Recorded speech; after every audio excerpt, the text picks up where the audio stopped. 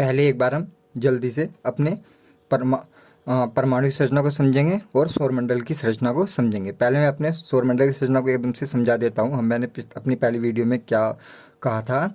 हमने कहा था कि हमारा जो सौरमंडल है उसका जो सेंटर है वो सूरज होता है, और सूरज के चारों तरफ कक्षाएं होती हैं, ऑर्बिट होती हैं, जिनमें ग्रह चक्कर लगाते हैं, उपग्रह चक्कर लगाते हैं। अब मान लीजिए कि हमारी जो पृथ्वी है वो रहने लायक नहीं रही, और हम चांद पर, मतलब जो सैटेलाइट है, नेचुरल सैटेलाइट उपग्रह, हम उन पे रहने चले गए, और उन पे जो घर हैं, एक घर में सिर्फ 2 ही लोग रह सकते हैं। अब एक उपग्रह पे कितने घर होंगे, इस पे भी लिमिटेशन होगी। ये नहीं कि हम कितने ही घर बना देंगे, वो हमने अपनी वैसे पिछली वीडियो में समझा दिया था कि हम कैसे उसको समझेंगे। उसी तरीके से हमारे परमाणु की संरचना होती है। परमाणु की संरचना जो होती है उसका जो, जैसे हमारे वहाँ सेंटर का, सौरमंडल का जो सेंटर होता है वो सूरज होता है, तो यहाँ जो परमाणु की संरचना में जो सेंटर होता है, जो नाभिक है, उसे हम नाभिक बोलते हैं। उसमें क्या पाए जाते हैं, प्रोटॉन और न्यूट्रॉन। प्रोटॉन पॉजिटिव होता है, न्यूट्रॉन उदासीन, और इलेक्ट्रॉन निगेटिव। इलेक्ट्रॉन क्या है, इसके चारों ओर चक्कर लगाते हैं। अब वो कैसे चक्कर लगाते हैं ये मैं आपको बताऊंगा। वो मैंने पिछली वैसे वीडियो में ही बताया था, वहाँ भी जाकर देख सकते हैं। होता क्या है, जैसे अब हम अपने स्कूल में पढ़ रहे हैं। अब स्कूल में हम कैसे जाने जाएं, कैसे पहचाने जाएं, कोई टीचर या फिर कोई बाहर का हमें कैसे जान सकता है? 2 तरीके से जान सकता है। पहला, स्कूल का नाम, फिर हमारी कक्षा का नाम, क्लास का नाम, फिर हमारा नाम। एक तरीका तो हो गया नाम से जानने का। अब नाम से किसी के 2 नाम एक जैसे भी हो सकते हैं, इस वजह से सबसे अच्छा मेथड होता है उसको नंबरिंग करना। नंबरिंग से मतलब है, जैसे हमारा स्कूल है, ठीक है, हमारे स्कूल में कक्षा है, हम कक्षा को 7th, 3rd, 4th इस नंबर से ऐसे बोलाते हैं। ऐसे तो नहीं सब कोई कक्षा बोल देंगे या क्लास बोल देंगे। उसका एक नंबर होगा, या तो 5th होगा, या 7th होगा, या 1 होगा, या 2 होगा।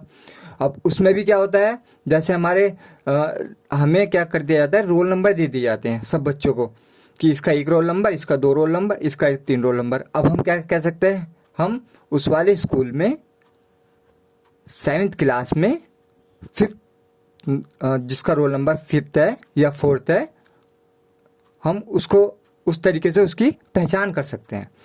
हमारी जो क्वांटम संख्याएं होती हैं, इनका भी यही इसी तरीके से काम होता है कि किसी भी कक्षक में, किसी भी ऑर्बिटल में जो इलेक्ट्रॉन होते हैं, उनको कैसे पहचाना जाए कि वो उस कोष का, उस उपकोष का, उस वाले कक्षक का वो वाला इलेक्ट्रॉन है। ये ही काम हमारा क्वांटम संख्याएं करती है। अगर हम इसको सोलर सिस्टम से समझे तो हम इसको ऐसे समझ सकते हैं कि जैसे हमारी जो अर्थ है, जो हमारा प्लेनेट है अर्थ, वो हमारे जो सूर्य से तीसरे ऑर्बिट में, तीसरी कक्षा में चक्कर लगाती है, ठीक है। अब तीसरे ऑर्बिट में जब चक्कर लगाती है पृथ्वी, और उसका एक हमारा उपग्रह है, मतलब नेचुरल सैटेलाइट है, वो क्या है, चांद। और हमने क्या कहा कि हम पृथ्वी पर ना रहकर चांद पर रह रहे हैं, और चांद पर जो हमारे नेचुरल सैटेलाइट हैं, अब चांद नहीं है, बहुत सारे जैसे और उपग्रह, इस वाले उपग्रह में जाएंगे तो उसमें हमारा, जैसे आगे भी बढ़ते जाएंगे तो एक बृहस्पति होता है, उसके लगभग शायद 50 के आसपास उपग्रह हैं जो नेचुरल, जिन्हें हम नेचुरल सैटेलाइट कहते हैं। ऐसे ही भी उनकी भी होती है, ठीक है। अब हमने क्या कहा था, जब किसी भी उपग्रह पर, किसी भी सैटेलाइट पर, नेचुरल सैटेलाइट पर ज़्यादा से ज़्यादा जो घर होते हैं, उस एक घर में ज़्यादा से ज़्यादा 2 ही लोग रह सकते हैं। अब उन 2 लोगों को हम कैसे पहचानें, तो हम कैसे कह सकते हैं कि हमारा जो तीसरा ऑर्बिट है, जो तीसरी कक्षा है, उसमें जो हमारी जो पृथ्वी घूम रही है, पृथ्वी की जो सैटेलाइट है नेचुरल, उसका जो पहला घर है, उस वाले घर में वो लोग रहते हैं। यही काम हमारी क्वांटम संख्याएं करती हैं। किसी भी ऑर्बिट के कोष में, उसके उपकोष में, उसके कक्षक में कौन सा इलेक्ट्रॉन रहता है। यही चीज़ें हमारी क्वांटम संख्याएं हमें बताती हैं। अब फ्रेंड्स, हमारे पास 4 क्वांटम संख्याएं होती है। उन 4 क्वांटम संख्या में जो पहली क्वांटम संख्या होती है वो होती है हमारी कोस को नंबर देने के लिए। जैसे हमें पता है हमारे हर एक ऑर्बिट में एक ही सेल होता है।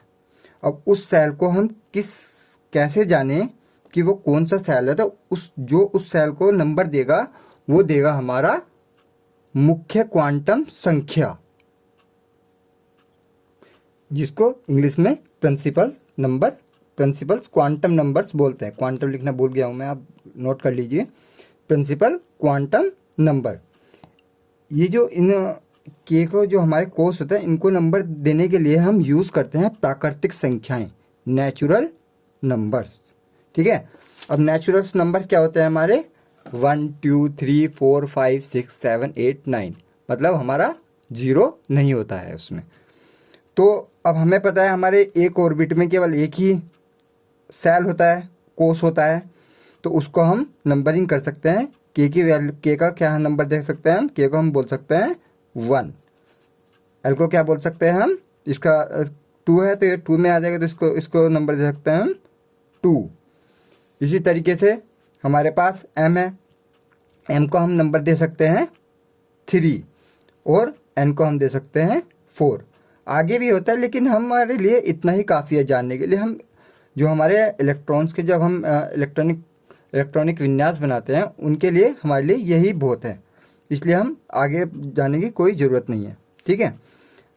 अब दूसरी चीज़ आती है हमारे पास उपकोष।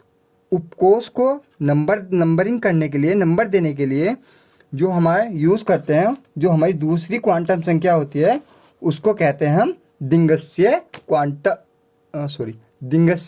क्वांटम संख्या। इसको हम इंग्लिश में क्या कहते हैं, अजीमुथल क्वांटम नंबर्स। इन नंबर्स को देने के लिए हम यूज़ करते हैं पूर्ण संख्याएं, वोल नंबर्स। वोल नंबर्स मतलब जिसमें हम 0 को भी शामिल कर लेते हैं प्राकृतिक संख्याओं के साथ, मतलब नेचुरल संख्या के साथ, जैसे कि 0 1 2 3 4। ठीक है। अब हम यहाँ देखेंगे जो हमारा पहली कक्षा में जो पहले जो सेल होता है, जो पहला कोष होता है, उसमें जो उपकोष होता है उसको हम नंबरिंग करेंगे 0। एस को क्या देंगे हम 0 नंबर। ठीक है। उसका रोल नंबर क्या हो गया 0, ऐसे समझते हैं। इसका रोल नंबर क्या हो गया 0। अब जब दूसरे में हम आते हैं, दूसरे सेल में उपकोष की बात करते हैं, तो इसमें कितने उपकोष पाए जाते हैं 2। कितने 2 सब सेल। तो हम पहले सब सेल को तो हमने पता चल गया कि हमारा एस का जो रोल नंबर है वो क्या है 0, तो इसका तो हमारा हो जाएगा 0 और इसका रोल नंबर क्या हो जाएगा 1। समझ गए।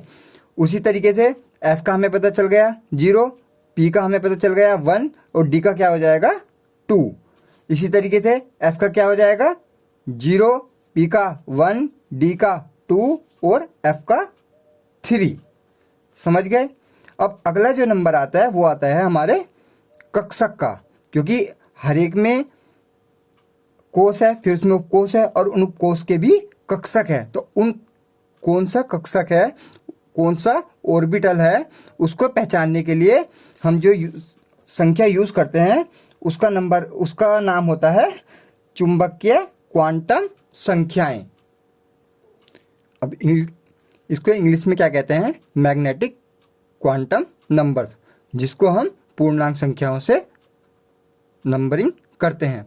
पूर्णांक संख्या मतलब जैसे कि हमारी निगेटिव नंबर्स, 0 और पॉजिटिव नंबर्स। ठीक है। और जैसे हमने लगभग शायद 7th क्लास में है, जो यूपी बोर्ड वाले बच्चे उनके तो शायद 7th क्लास में है, एक चैप्टर है मैथ में, उसका मुझे शायद सही से याद नाम नहीं है। उसमें हम क्या करते थे, हम एक रेखा आरेख बनाते थे, एक लाइन खींचते थे और बीच में करते थे ऐसे 0, और इसके इधर क्या होगा निगेटिव नंबर और इधर क्या होते थे पॉजिटिव नंबर। ठीक है। निगेटिव और इधर हो जाते थे पॉजिटिव नंबर। ठीक है। अब निगेटिव नंबर जैसे -3, -2, -1, फिर 0 आ जाता था, फिर 1, फिर 2, फिर 3 और फिर 4, और इधर भी हम कह सकते हैं -4। तो जब भी हम ऐसे उसमें करते थे ऐसे ही नंबरिंग करते थे और हम ऐसे चलते थे -4 -3 -2 -1 0 1 2 3 4।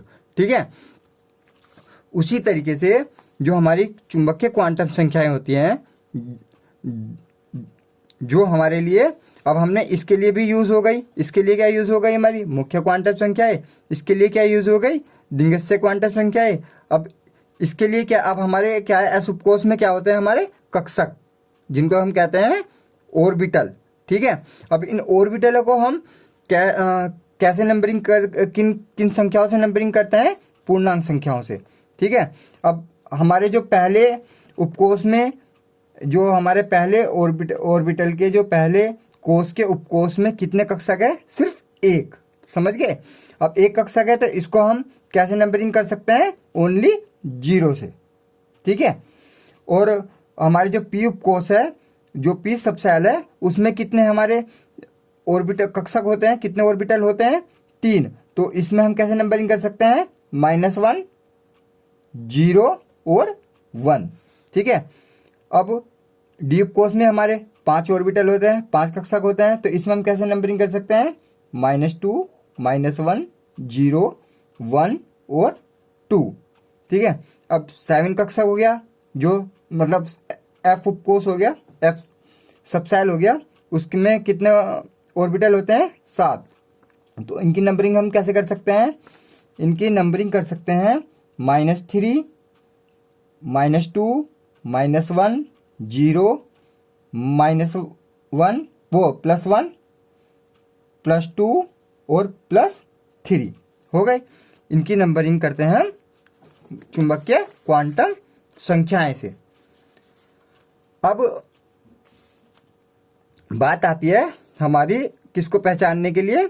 अब हमने इसका भी नंबरिंग कर दी, अब हम सबसेल की भी नंबरिंग कर दी, हमने कक्षक की भी नंबरिंग कर दी। अब बात आती है इलेक्ट्रॉन की। अब 2 इलेक्ट्रॉन है, अब एक क्लास में 2 नाम के बच्चे रह सकते हैं। ठीक है, लेकिन जब हम उनकी नंबरिंग करते हैं, जब हम उनको रोल नंबर देते हैं, लेकिन रोल नंबर उनके अलग अलग होते हैं। ठीक है, उसी तरह इनकी नंबरिंग करने के लिए हम जो क्वांटम संख्या यूज करते हैं उसका नाम है चक्रण क्वांटम संख्या। इसको इंग्लिश में क्या कहते हैं, स्पिन क्वांटम नंबर। और चक्रण क्वांटम संख्या को नंबरिंग करने के लिए जो हम यूज करते हैं वो करते हैं भिन्न संख्याएं, मतलब फ्रैक्शनल नंबर। ठीक है, फ्रैक्शन हो गया है, फ्रैक्शनल कर लेना, फ्रैक्शनल नंबर्स। ठीक है, अब हमें पता है कि हमारा जो कक्षक होता है, अब कक्षक की पहचान तो जो ऑर्बिटल है उसकी पहचान तो हमने कर लिया, हमें किसकी पहचान करनी थी, इलेक्ट्रॉन की। अब हमें पता है कि हमारे ऑर्बिटल में ज़्यादा से ज़्यादा 2 इलेक्ट्रॉन रह सकते हैं। अब उन दोनों की पहचान ही करनी है, क्योंकि हमने बताया कि एक कक्षा में 2 बच्चे सेम नाम के तो रह सकते हैं, लेकिन उनके जो रोल नंबर होंगे वो अलग अलग होंगे। इसीलिए इनकी जो नंबरिंग करनी है, अब इनकी जो 2 ही हैं तो इन 2 के लिए हम केवल 2 फ्रैक्शन नंबर यूज करते हैं। एक होता है +1/2 और एक होता है -1/2। ठीक है, ये मैंने यहाँ इसलिए नहीं लिखा कि यहाँ प्लेस नहीं है, जगह नहीं है, इसलिए मैंने अपने यहाँ लिख दिया मैंने। ठीक है, जैसे फिजिक्स में किसी चीज़ की पहले डेफिनेशन पढ़ाई जाती है, परिभाषा पढ़ाई जाती है, फिर उसका फॉर्मूला बताया जाता है, ऐसे ही हमने जितना अभी तक बताया है ये बताइए इनकी परिभाषाएं। ठीक है, डेफिनेशन। और अब हम बात करेंगे इनके फॉर्मूले की, क्योंकि कोई भी चीज़ 2 तरीक़ों से निकल सकती है। कैसे, एक उसकी परिभाषा होती है और दूसरा होता है उसका फॉर्मूला। ठीक है, अब हम फॉर्मूला की बात करेंगे। अगर हम पहली मुख्य क्वांटम संख्या की बात करें प्रिंसिपल की, जो हमारे कोष के लिए होती है।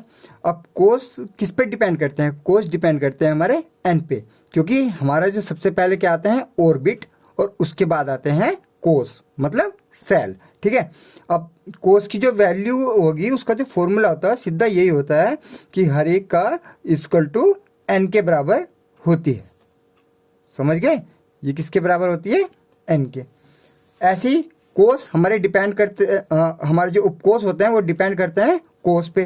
तो इसका मतलब हमारी जो उपकोष की वैल्यू निकलेगी उसको वो किस चीज़ से निकलेगी, एन से। अब उपकोष की वैल्यू एन से निकलेगी।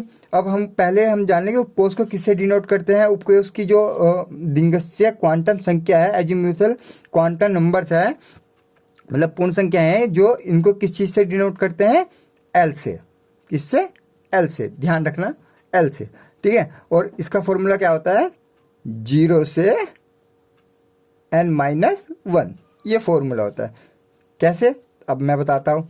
जैसे हमारा पहला ऑर्बिट के जो सेल है, कोष है, उसका इसके लिए वैल्यू निकालने के लिए क्या रखेंगे, ये n पे डिपेंड कर रहा है, तो हमने n की वैल्यू क्या 1 यहाँ हमने रखी 1, तो 1 - 1 क्या हो गया, 0। इसका मतलब क्या हो गया, 0 से 0, तो इसलिए हमारा क्या ओनली आया क्या, 0, ठीक है। इसी तरीके से n की वैल्यू क्या है हमारी 2, तो हम इस फॉर्मूले रखेंगे 0 से 2 - 1, इसका मतलब क्या हो गया, 0 से, यहाँ मैं लिख देता हूँ, यहाँ क्या हो गया 0, और यहाँ क्या हो जाएगा, l बराबर 0 से n-2, वो गलत, n-1, तो इसका मतलब क्या है, 0 से क्या हो जाएगा, n-1, तो यहाँ क्या है हमारा 0 और 1।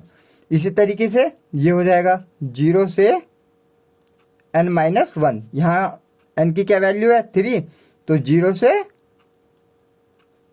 3, ठीक है, 0 नहीं 0 से 2, क्योंकि 3 है ना, तो 3 - 1 2 हो जाएगा, तो हो जाएगा 2, 0 1 2। इसी तरीके से हम एफ की फोर्थ ऑर्बिटल की निकाल लेंगे, एफ की, क्योंकि ये तो हमने हो गया 0 1 2 3 4।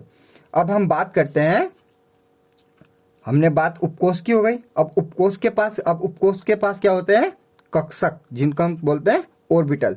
अब ऑर्बिटल के निकालने के लिए कि हम इसको 0 - 1 0 1 कैसे नंबर दिए, और एक और क्वेश्चन हो सकता है कि हमने जब ये संरचना पढ़ाई थी, हमने सीधा ये बोल दिया था कि इसमें 3 कक्षक होते हैं, इसमें 5 कक्षक होते हैं, इसमें 7 कक्षक होते हैं। क्यों होता है, अब मैं आपको उसके 2 रीज़न देता हूँ, ठीक है। पहला रीज़न तो ये होता है कि जब हमने बताया था कि किसी भी ऑर्बिट में ज़्यादा से ज़्यादा, पहले ऑर्बिट में 2 इलेक्ट्रॉन रह सकते हैं, दूसरे में 8, तीसरे में 18 और फोर्थ में 32। तो पहले के जो 2 इलेक्ट्रॉन होते हैं वो तो एस में आ ही जाते हैं, क्योंकि एस के पास 2 इलेक्ट्रॉन रखने की ऊर्जा होती है, सामर्थ्य होती है, ठीक है। अब हम बात करते हैं दूसरे की, 8, दूसरे में कितने होते हैं 8। अब 8 में से एस में कितने आते हैं, ज़्यादा से ज़्यादा 2 इलेक्ट्रॉन, तो 2 तो यहीं आ जाएंगे। अब पी में कितने आएंगे, अब 8, तो टोटल इलेक्ट्रॉन कितने रह सकते हैं 8, 2 एस में आ गए, बचे कितने 6, और एक कक्षक में ज़्यादा से ज़्यादा कितने इलेक्ट्रॉन रह सकते हैं 2, तो हम 6 / 2 तो कितने आ जाएंगे 3 कक्षक। आगे समझ में। अब दूसरा जो तरीका होता है वो होता है हमारा चुंबकीय क्वांटम संख्या। चुंबकीय क्वांटम संख्या का जो फॉर्मूला होता है वो मैं यहाँ पे लिख देता हूँ, आप नोटेट कर लेना। m बराबर, अब जैसे हमारे s की जो उपकोष की वैल्यू थी, सब सेल की जो वैल्यू थी वो किस पे डिपेंड कर रही थी, कोष पे। उसी प्रकार हमारी जो कक्षक की वैल्यू होगी वो किस पे डिपेंड करेगी, हमारी उपकोष की वैल्यू पे, ठीक है। अब हमारे s उपकोष की वैल्यू क्या है 0, ठीक है। अब इसकी जो हमने नंबरिंग क्या है 0, तो इसका जो फॉर्मूला होता है, इसे हम चुंबकीय क्वांटम संख्या को m से प्रदर्शित करते हैं, मतलब m से प्रेजेंट करते हैं, तो इसका प्रेजेंट नहीं रिप्रेजेंट, ठीक है। अब इसका जो फॉर्मूला होता है वो होता है 2l + 1। याद रखना, जो हम चुंबकीय क्वांटम संख्या, ऊपर लिख देता हूं मैं, चुंबकीय क्वांटम नंबर, ठीक है, आप याद रखना 2l + 1। अब कैसे, जैसे हमारे हम s की बात करें, s की नंबरिंग क्या है हमारी 0, इसको मैं यहाँ दिखा देता हूँ। s का क्या नंबर है 0, p का क्या नंबर है 1, और d का क्या नंबर है 2, और f का 3। समझ गए। अब हम जब 0 की वैल्यू यहाँ रखेंगे तो 2 इंटू क्या हो जाएगा,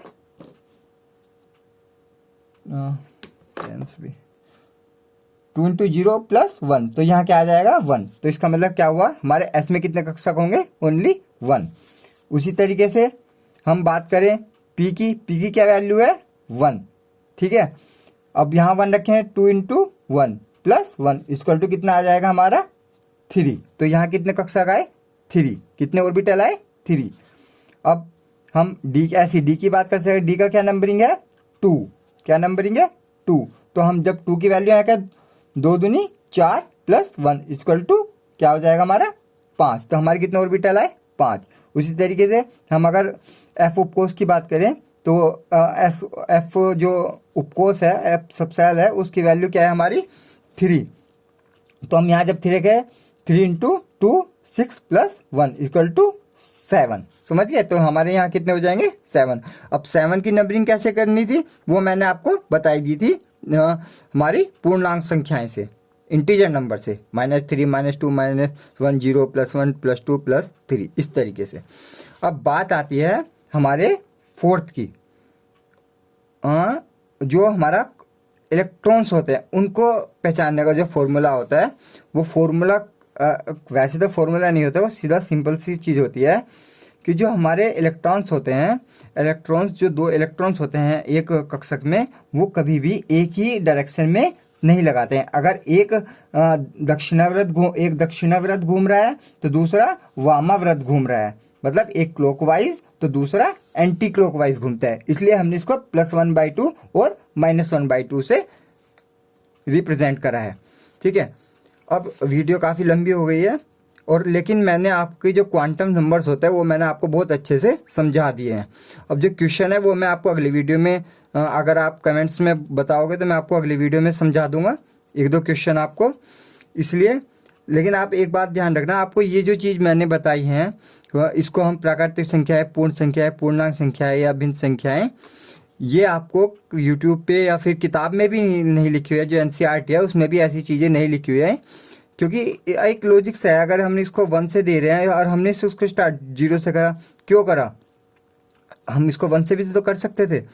होता क्या है, जैसे हम किसी को, जब हम क्लास में होते हैं तो एक तो हम इंटीजर नंबर यूज़ करते हैं, मतलब नंबर्स यूज़ करते हैं, जैसे 0 या 1 2, फिर एक अगर हम उसको और दूसरे तरीके से, मतलब जैसे 1 का ए कहें तो हम उसको क्या करते हैं, लेटर से 1 का ए, 1 का बी, 1 का सी, फिर अगर हम उसमें भी रहे तो हम उसको क्या कर सकते हैं, रोमन से कर सकते हैं। जैसे पहले का 1 का ए का रोमन संख्या में 1 हो जाएगा, किस तरीके से, जैसे 1 का ए और इसका भी रोमन में, इस तरीके से।